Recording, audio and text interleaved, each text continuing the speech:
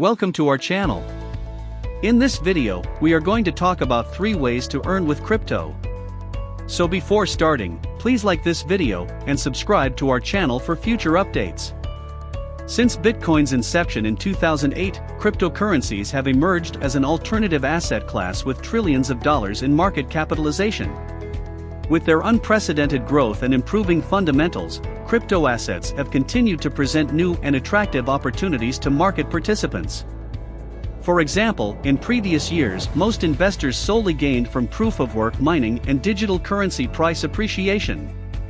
Then came the initial coin offering (ICO) craze, which was quickly followed by a shift toward proof-of-stake consensus processes and the ability to stake assets to gain rewards. However, in the previous few years, we've witnessed the ecosystem's rapid rise, which has, to a large degree, altered the crypto landscape in terms of earning possibilities. We go over some of the ways to create passive income with crypto assets in this video. There are, broadly, 4 types of passive income opportunities in cryptocurrencies: mining, staking, liquidity mining, and lending. In this article, we will discuss all 4 with relevant examples. What is cryptocurrency? A cryptocurrency is a digital or virtual currency that is secured by cryptography, which makes it nearly impossible to counterfeit or double spend. Many cryptocurrencies are decentralized networks based on blockchain technology, a distributed ledger enforced by a disparate network of computers. A defining feature of cryptocurrencies is that they are generally not issued by any central authority, rendering them theoretically immune to government interference or manipulation. Understanding cryptocurrencies. Cryptocurrencies are systems that allow for secure payments online which are denominated in terms of virtual tokens, which are represented by ledger entries internal to the system. Crypto refers to the various encryption algorithms and cryptographic techniques that safeguard these entries, such as elliptical curve encryption, public-private key pairs, and hashing functions. Crypto mining. Decentralized blockchains, to put it simply, rely on validators or entities to collect, verify, process, and broadcast transactions on the network.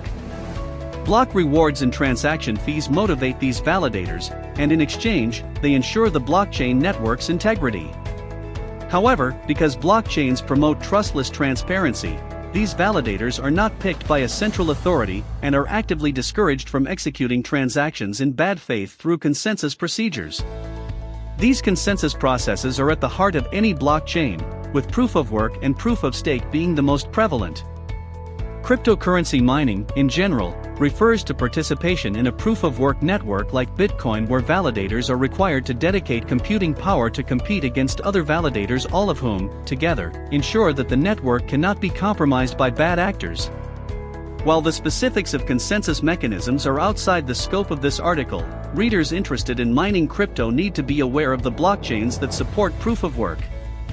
Mining proof-of-work cryptocurrencies requires mining machines such as ASICs, or application-specific integrated circuits, which are specifically designed for mining.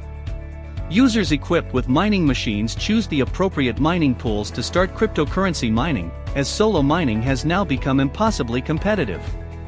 On a side note, proof-of-work cryptocurrencies, particularly Bitcoin, have recently come under a lot of criticism regarding their energy consumption and environmental impact, and we have been witnessing newer cryptocurrencies moving to proof-of-stake mechanisms. Ethereum, with its upcoming upgrade, will be the most prominent and the largest cryptocurrency by market capitalization to make this transition. Staking.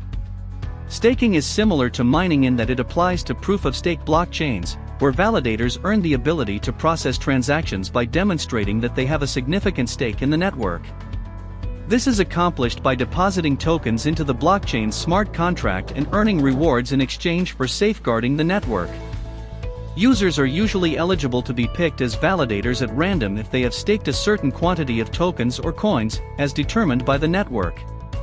Users who stake a big number of coins are more likely to be chosen as validators in general.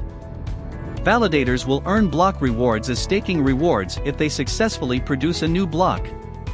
If the protocol identifies any malicious behavior on part of the validators, they automatically lose part of their staked or locked tokens. This process, known as a slashing event, discourages validators from acting in bad faith. Similar to proof-of-work mining, it has become challenging for solo entities to become validators without owning significantly large amounts of tokens or coins. This has now resulted in users delegating their tokens to set validators, who then distribute rewards to their contributors. For example, as Ethereum migrates to proof-of-stake, users who stake at least 32 ETH on the network are eligible to become validators. Alternatively, users can stake less than 32 ETH through staking pools and still earn staking rewards. The calculation of staking rewards varies across blockchains and is dependent on multiple factors such as inflation rate, the total amount of tokens staked in the network, and the validator stake. Typically, there are two rates for staking rewards, one for running a validator node and another for users who delegate their stakes. In order to motivate validators to maintain the security of the blockchain, the reward rate for validators is usually higher. For instance, at the time of writing, running a validator node for the Solana blockchain earns an annual staking reward of 7.47% as opposed to 6.73% earned by delegators. By selecting staking in the product filter, users gain an overview of available cryptocurrencies with details such as estimated annual percentage yield and terms of staking. Liquidity mining. Using the rise of decentralized finance, new ways to earn passive income with cryptocurrencies have emerged. Decentralized exchanges and automated market makers are two of the most popular DeFi apps, which allow users to trade and swap tokens with others without the use of an intermediary or traditional exchange procedures. This is accomplished through the use of smart contracts and liquidity pools, which pool assets loaned to the protocol by liquidity providers. Automated market makers use this liquidity to serve their customers and collect transaction fees that are divided between the protocol and the liquidity providers. Liquidity providers are frequently rewarded with additional tokens in addition to fees, and this technique of supplying liquidity to earn passive revenue is known as liquidity mining. When the lending protocol Comp published its governance token, liquidity mining gained traction. Users who contributed liquidity to Compound's pools were rewarded with interest and additional Comp tokens. Following Compound's success with liquidity mining, decentralized exchanges and autonomous market makers implemented similar ideas. Variations of this model exist across decentralized exchanges and automated market makers, with some requiring users to provide liquidity to pairs that form pools. For instance, in SushiSwap, users contributing liquidity to the WETH/USDT pool need to provide both these assets in return, for which they receive passive income in two forms. In the staked currencies, via a percentage of the trading fees. In Sushi, the governance token of SushiSwap. Lending. Lending is another avenue to earn passive income in the decentralized finance ecosystem. By lending cryptocurrencies to protocols such as Maker and Compound, users earn varying rates of interest. There are two markets in decentralized lending protocols: the supply side, i.e., lending market, and the demand side, i.e., borrowing market. When using Compound, for example, users can view assets available for borrowing and lending, along with their corresponding annual rates, or APYs. Borrow APY is the interest rate paid by borrowers, and is used to distribute interest to the lenders according to the supply APY. Most DeFi lending platforms operate in the same way, and while they are powerful, they do have learning curves, and so users need to familiarize themselves with each protocol's particulars. With this feature, users can easily select cryptocurrencies they wish to lend in order to start earning interest with flexible terms. In this video we've focused on ways to earn passive income in the crypto space. However, this is not an exhaustive list, and there are numerous other ways available to users of varying skill levels.